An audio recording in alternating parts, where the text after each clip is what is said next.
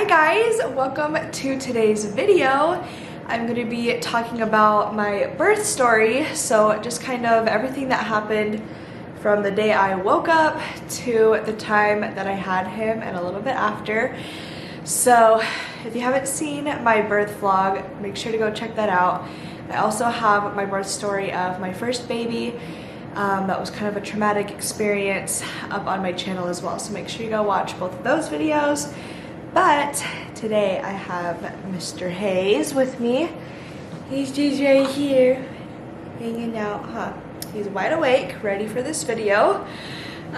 So let's start with, I mentioned it before a bunch on my channel, but I was having really bad hip sciatica and then pelvic pain, and he was super low, and it just felt like maybe his head was hitting like a nerve or something, and I was just like in extreme pain. So for those of you who don't know, I had an emergency C-section with our first baby, Everett, and so by Texas law, or whatever here in Texas and Dallas, if you have a C-section, then you have to have another one unless your doctor is present there for your whole entire labor. So for those of you that don't know, I wanted a VBAC so badly. That was like even in my New Year's goals video, that's what I wanted. I talked to my doctor about it every single visit, and he was like, if you get to the doctor at 8 centimeters and blah blah blah blah, then I'll do it for you and all this stuff. So it wasn't sounding likely.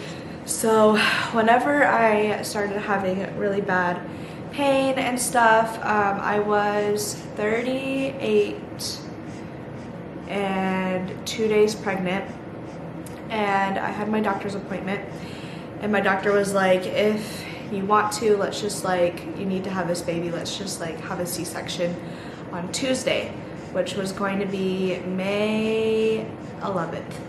And I was like, okay, I don't know about that. I just want to obviously have a VBAC. That's what I want. So I didn't schedule it. Day of Tuesday, I was like, all right, I'm just done. Let's just do this. Or it was Monday. And so I called the doctor's office, and he was like, we can maybe do it on Wednesday or Thursday. And I was like, you guys told me Tuesday, blah, blah, blah. I was back and forth calling them all day long. And so I was like, all right, well, just call me back. Wednesday would be perfect because Thursday is my birthday. So they're like, okay, we'll try and do that, blah, blah, blah. So then they call back. There's no appointments on Wednesday. It's going to have to be Thursday. So I was like, okay, let's just schedule it. I was going to have to be there at 5 in the morning or something. So I scheduled it. And then as the day goes on, I was like, I really just want him to have his own birthday. And also, for those of you who don't know, Everett was born on my dad's birthday, so I was like, that's fine, whatever, but I don't want to share my birthday, and I just want him to have his own birthday, not to have to share with his mom. So I called back, and they were like, yeah, let's just do it. We'll do it on Friday morning, afternoon. It was going to be at noon on Friday. I was like, okay, that's perfect, that'll be great. So that'll be the day after my birthday, that'll be perfect. So anyway, Wednesday morning, I wake up, and at 9 o'clock, and I have pictures because I started timing my contractions, but I woke up, this is May 12th, Wednesday, and I just automatically woke up to contractions. So let's see, I started timing them at 9:16, and they were lasting anywhere from 30 to 40 seconds, and they were 6 to 8 minutes apart. Then I keep doing it, they're even getting down to 5 to 8 minutes apart, and then I'm still recording. This is at 10:19 now, 45 seconds apart, anywhere from 5 to 8 minutes. Then they were if you see in this picture, can you see this with the reflection?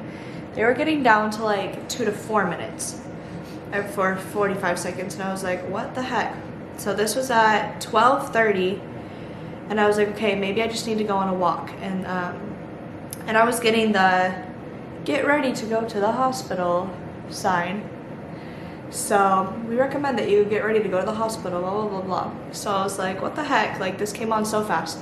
Like, the day before, no contractions. Like, I'd been having Braxton Hicks, but obviously nothing consistent and nothing painful. So whenever I woke up this morning and they were like already like kind of hurting, and I was like having them very consistently, like all day long, they never ever stopped. Like, they were anywhere from like 2 to 8 minutes, but like they never stopped.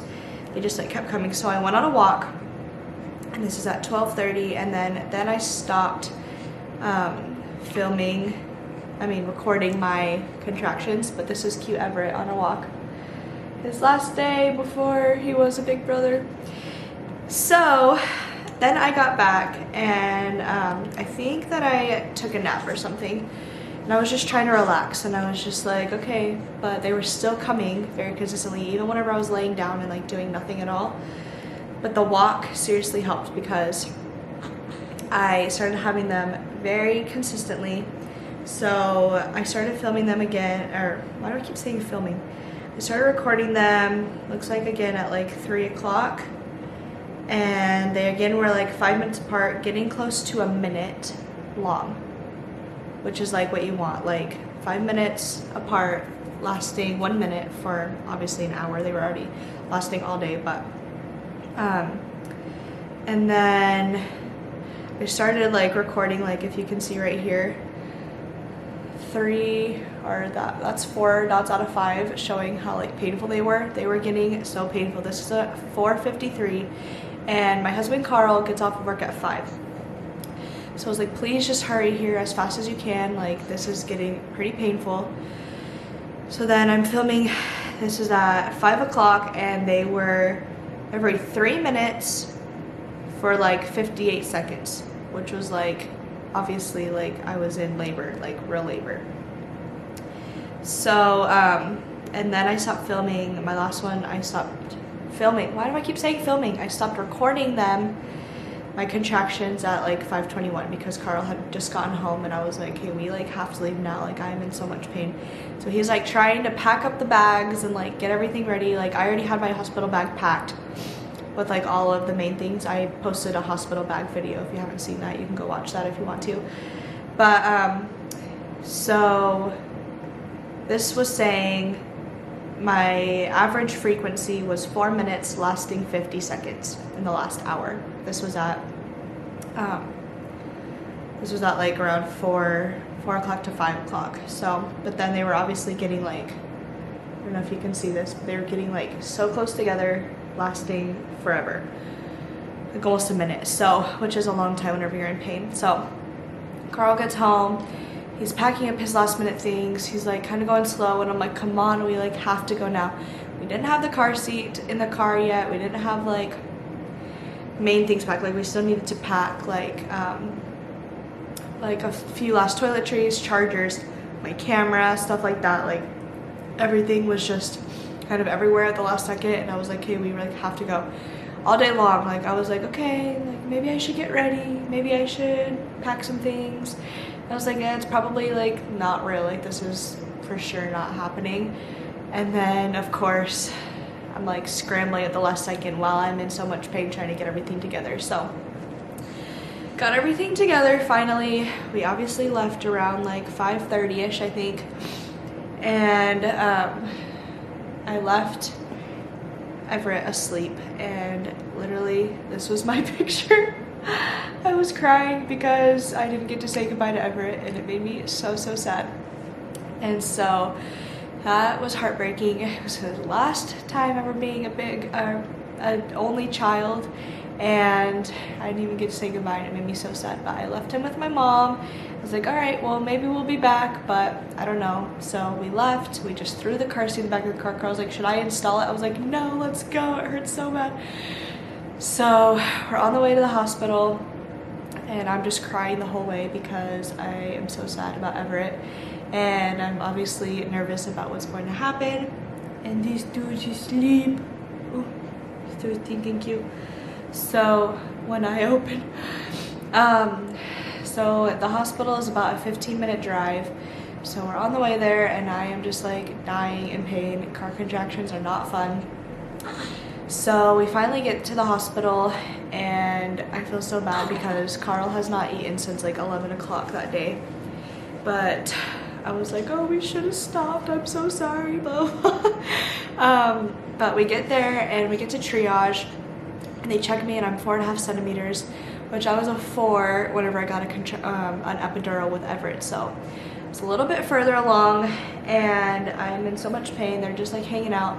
They have a student try to give me my IV, and she totally hits the wrong place, and I got a giant bruise on my arm, and I'm just in so much pain. And I'm like, can you just get like a real person to do my, I know she's a real person trying to learn, but it hurts so bad. I was like, can you just like get someone experienced to please do my IV because it hurts so bad.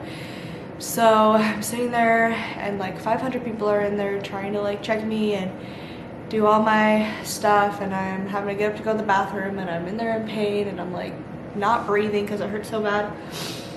Also, I have a cold, so don't mind my nose running so much. But anyway, Carl had it a few weeks ago, and I finally just got it. So we're hanging out in there.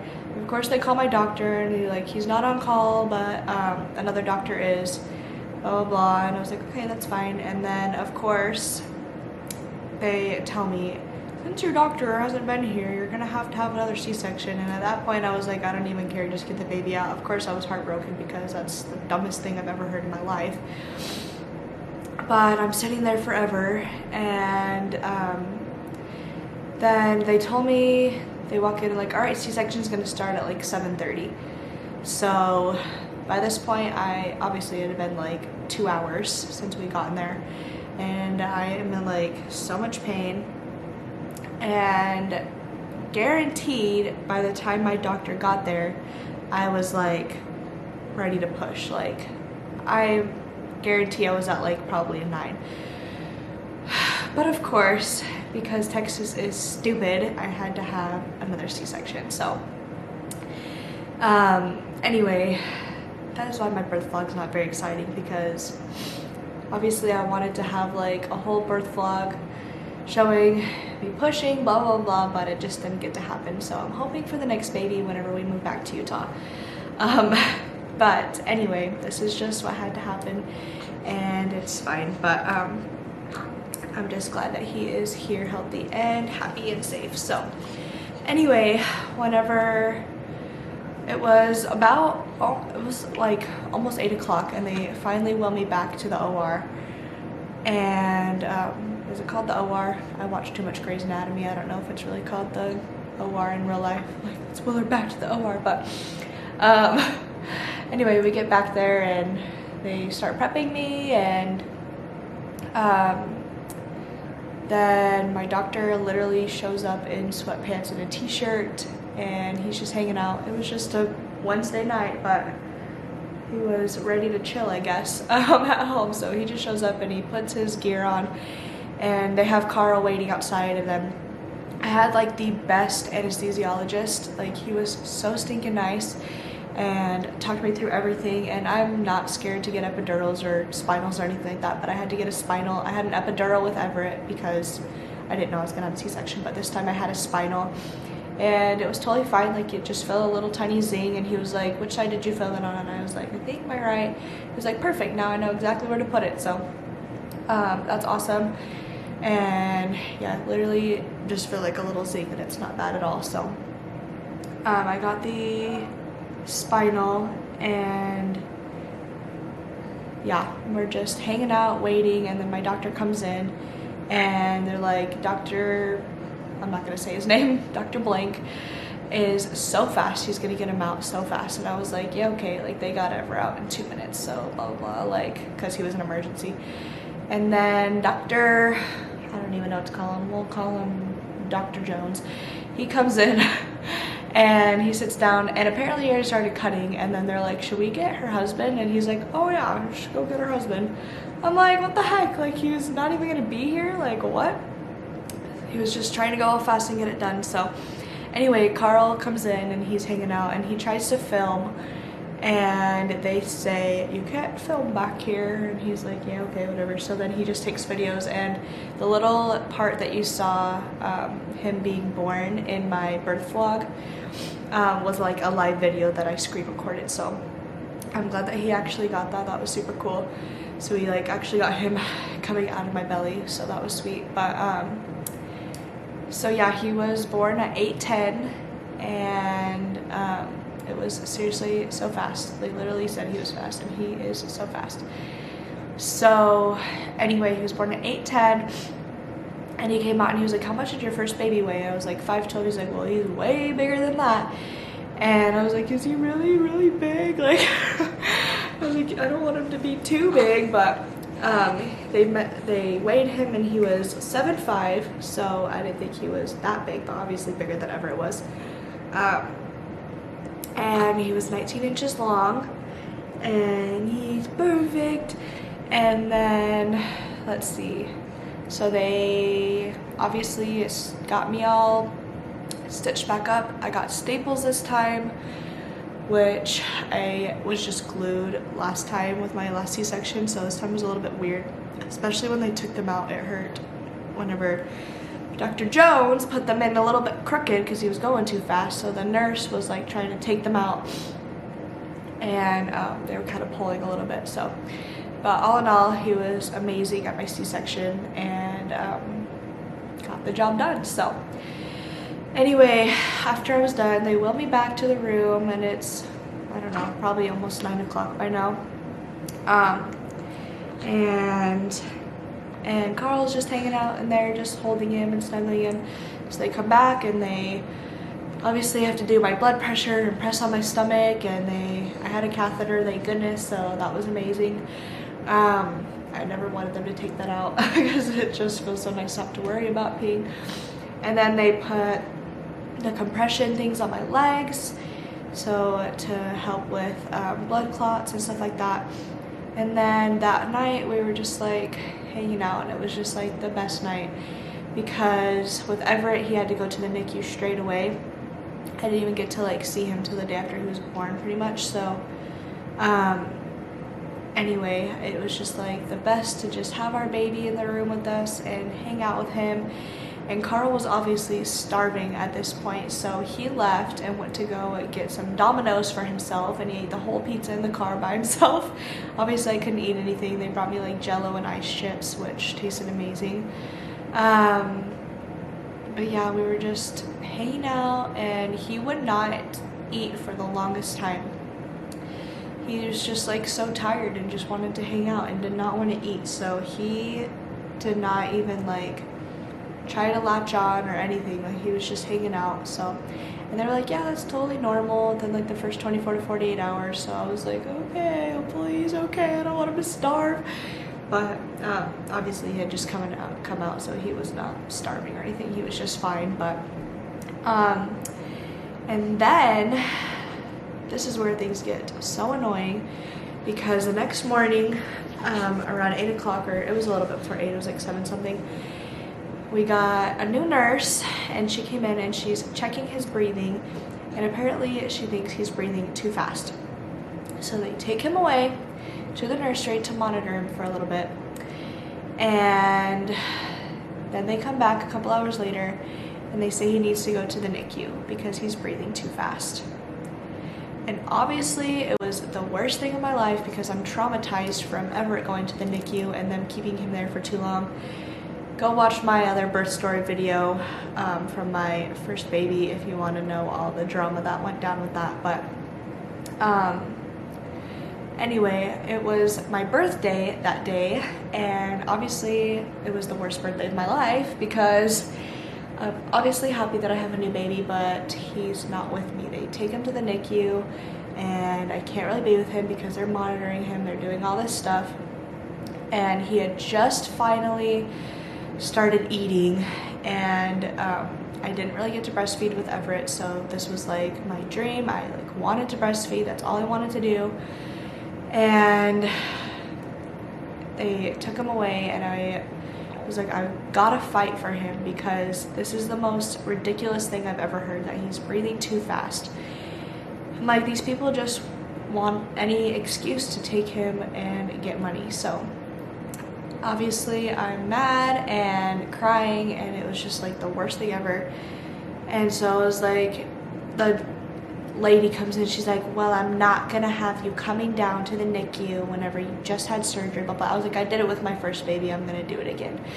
So I made sure that I was down there for most of his feedings and to do skin to skin and to just do all these things, because I was like, you guys are not just gonna take my baby whenever he was with us for over 12 hours, and now all of a sudden, like, he's just breathing too fast. So it was this huge ordeal, but he was in the NICU, and we had some of the dumbest nurses and nurse practitioners in there. And we did have one amazing doctor who was there the day that he went into the NICU, and he was like, we're not trying to keep him here. He's healthy. He's just, you know, the nurse was worried about him, so we're just gonna take him. The second day that he was there, which was May 14th, which was Friday, then we got the worst nurse practitioner, who literally was like, if you take him, then he's going to get pneumonia, it's gonna be all your fault, and blah blah blah, like making me feel like a terrible person. We have to advocate for the babies because the parents can't, blah blah blah. I was like, no, I will advocate for my baby because he's not supposed to be here. So the next day, which was May 15th, which was the day that we were gonna be released to go home, I was like, I'm not leaving here without him. This is so ridiculous. So we got the most amazing nurse practitioner, and the doctor that was there the first day.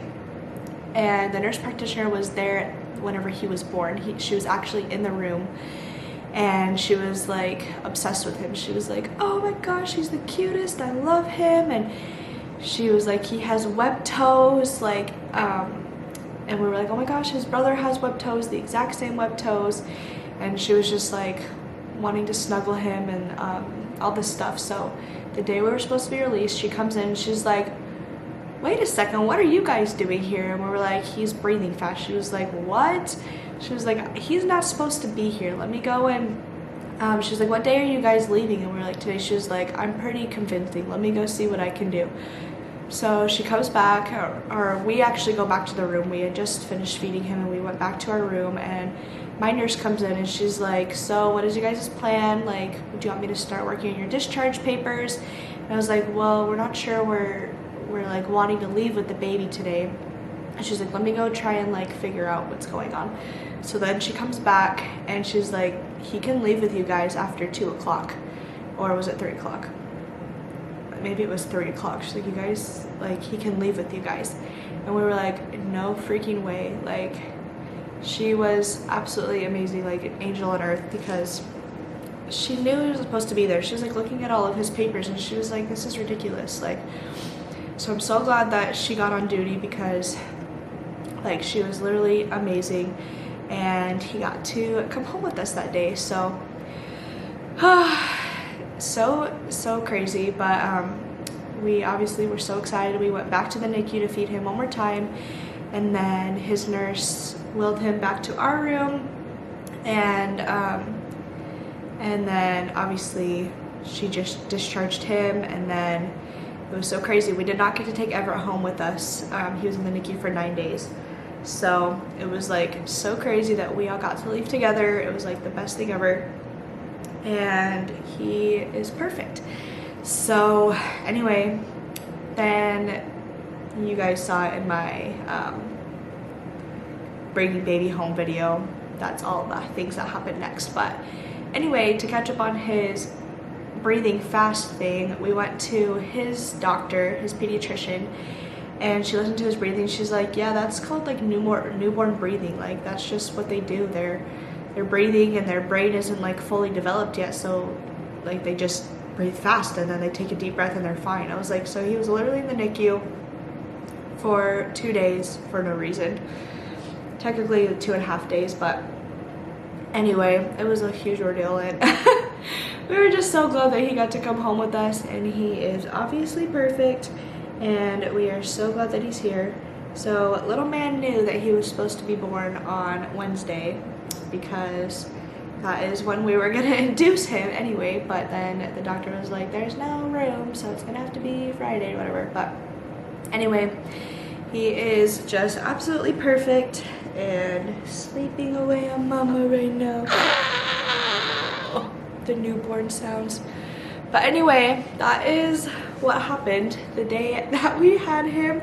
Kind of a crazy fast day, and I was so grateful that I got to feel what labor feels like, even though it hurt so bad. But I was so grateful that I went into labor myself, and yeah, it was awesome. Decided to have a C-section, and the recovery sucks, but I'm just glad that he is here and so healthy and perfect. But anyway, if you guys are not subscribed, make sure to hit the subscribe button down below and like this video, comment and share. It really supports my channel, and I will see you guys in my next video. Bye.